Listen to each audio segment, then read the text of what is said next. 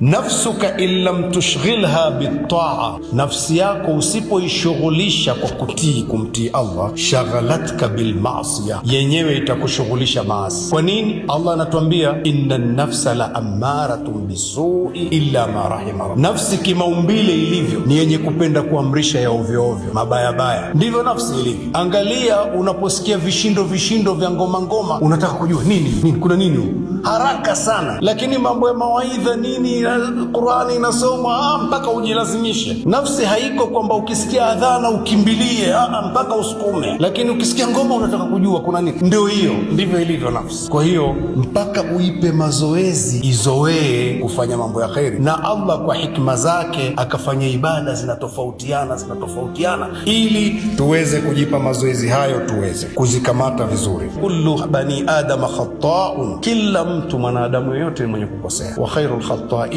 at-tawwabun, na wale wazuri katika wanaokosea ni wale wenye kuomba msamaha wakatubu. Ni wazi tulipata fursa nzuri, na huwa tunazipata fursa nzuri za kufanya kheri, lakini pengine tunafanya sio kwa kiwango cha juu. Kwa hiyo tuwe tunamuomba msamaha Allah mara kwa mara, atupokee hivyo pamoja na mapungufu yetu. Tukiwa namna hii, tutakuwa tunaziangalia ibada zetu kwa jicho zuri, kuzihesabu, kuona ya Rabbi nipokee, ya Rabbi sijui nimepokewa, ya Rabbi naamini umenipokea. Kwa mtindo huu tutakuwa ni wenye kufanikiwa. Waman yatawakkal ala Allahi fahuwa hasbuh, yule ambaye huwa anategemeza mambo yake kwa Allah, basi ajue Allah anatosha. Kwa hiyo Allah ametuwekea utaratibu huu wa ibada zitofautiane moja baada ya nyingine, tuwe tuko karibu naye sana, na tuwe tunategemeza mambo yetu kwake. Ndugu zangu, huku kudumu kwa ibada moja ikaja nyingine, hii alafu inakuja hii, ukadumu kwenye wema, ukaufanya wema huu, ukimaliza unafanya wema mwingine, mfululizo namna hiyo.